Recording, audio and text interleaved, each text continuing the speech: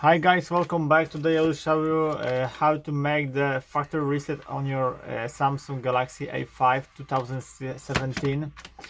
This operation can be helpful if you have 2016 anyway.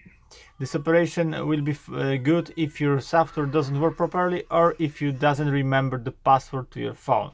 So first of all, you need the power off your phone. Press and hold volume up, home button and power button together. When the phone wake up, release power button still holding volume up and home button together. Okay, now we need to wait few seconds.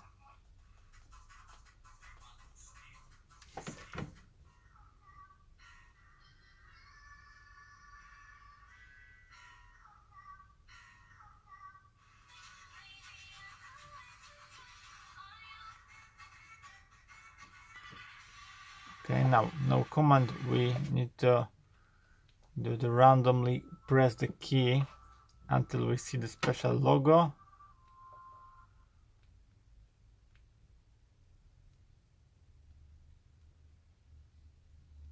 Power button no, volume no, home button no.